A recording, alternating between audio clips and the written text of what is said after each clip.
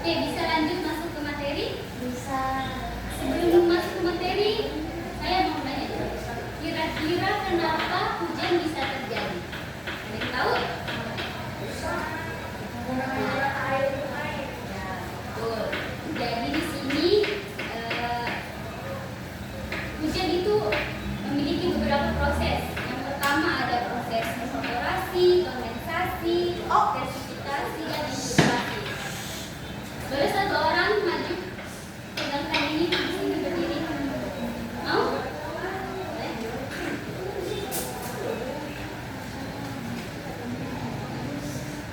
Dipegang saja, tidak disuruh menjelaskan biasa nanti saya.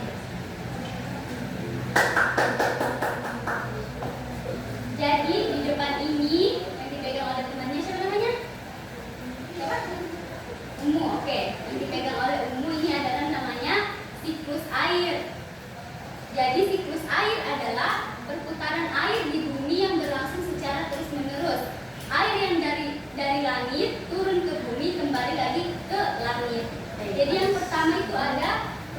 evaporasi. Apa sih proses evaporasi itu? Evaporasi adalah perubahan air dari wujud cair menjadi uap. Jadi dia menguap, air laut, air danau, genangan air itu semua menguap ke langit karena adanya panas matahari. Itu namanya proses evaporasi. Nah, yang kedua yaitu proses kondensasi. Jadi kondensasi itu adalah pembentukan awan. Pembentukan awan dari proses evaporasi ke kondensasi. Jadi uap air tadi yang dari laut, dari danau itu semuanya berkumpul di atas langit menjadi awan. Paham? Kemudian selanjutnya presipitasi. Jadi ketika uap air tadi sudah berkumpul di atas berbentuk awan, dia lama-kelamaan akan menjadi berat, akan menjadi gelap. Jadi saat awan sudah tidak bisa menampung air, terjadilah presipitasi yaitu hujan. Jadi kalau awan sudah gelap, sudah hitam, kuning namanya biasanya, itu biasanya akan terjadi hujan karena awan sudah tidak bisa menampung air lagi, sudah berat.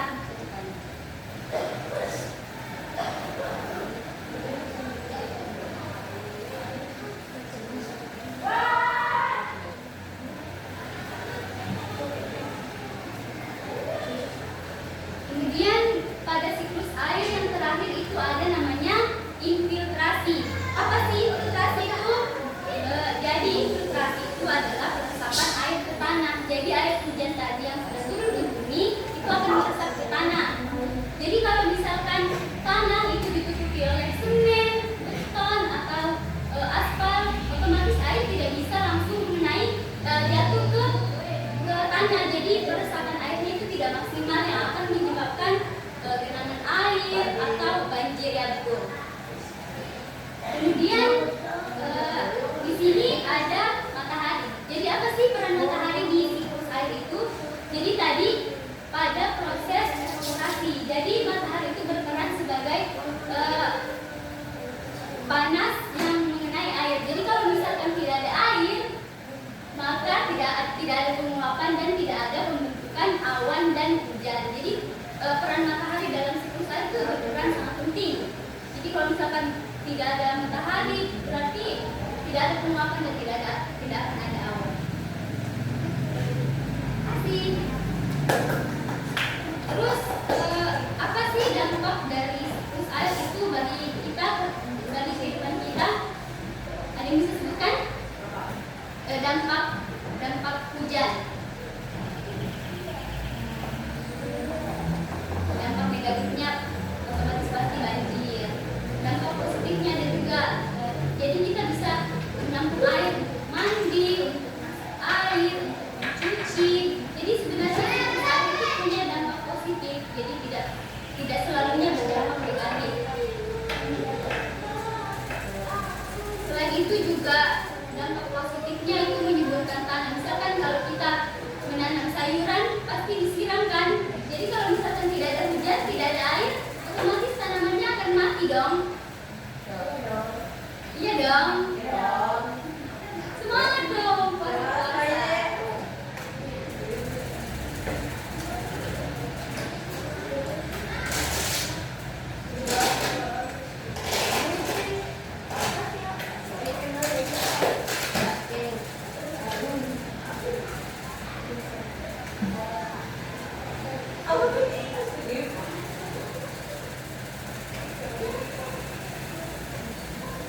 Boleh lagi satu orang maju untuk kuis, satu orang saja. Kan tadi ini sudah dijelaskan tahap-tahapnya, proses-prosesnya.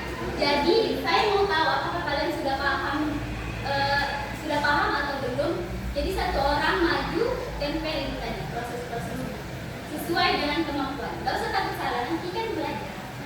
Baru satu orang, siapa yang mau maju? Mau? Cek, mau? Nggak apa-apa, belajar.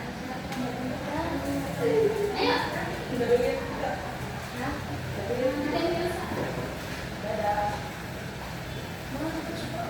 Satu orang, setelah itu kita kesimpulan. Setelah itu selesai. Siapa namanya?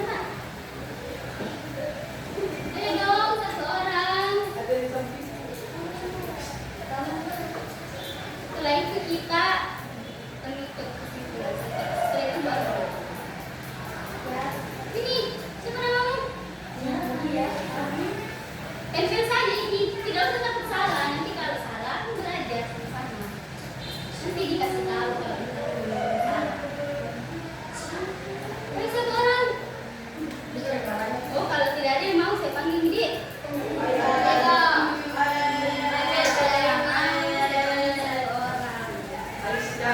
Siapa ya kira-kira?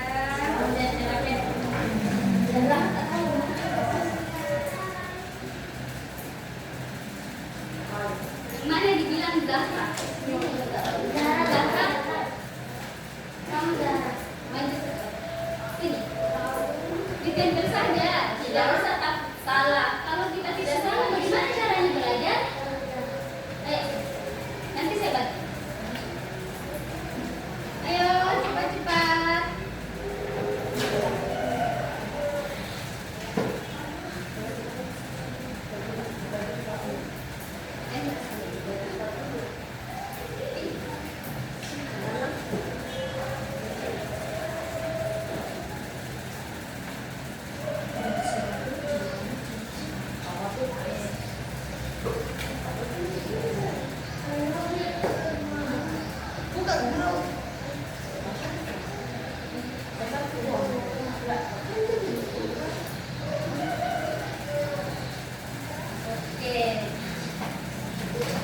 Oke, boleh tepuk tangannya. Ini benar ya, ini sudah benar ya. Jadi siklus air itu punya 4 proses. Yang pertama, yang kedua,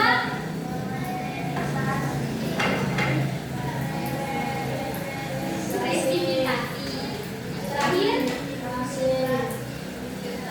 oke, jadi yang pertama itu evaporasi, kedua kondensasi, ketiga presipitasi, yang terakhir infiltrasi. Jadi ini proses ini terus berlanjut, terus berulang-ulang. Pokoknya setiap hujan maka itulah yang terjadi. Inilah siklus air. Paham? Oke. Baik, karena kita keterbatasan waktu, jadi kita langsung saja ke kesimpulannya.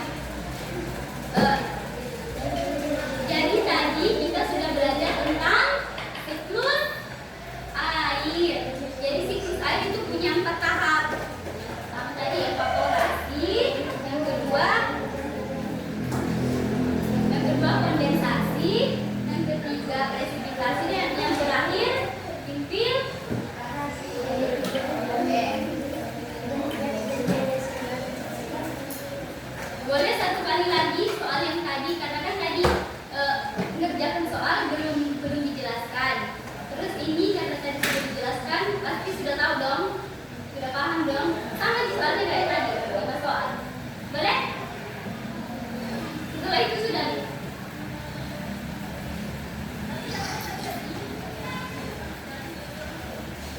Sekali aja. Sama di soalnya kayak tadi.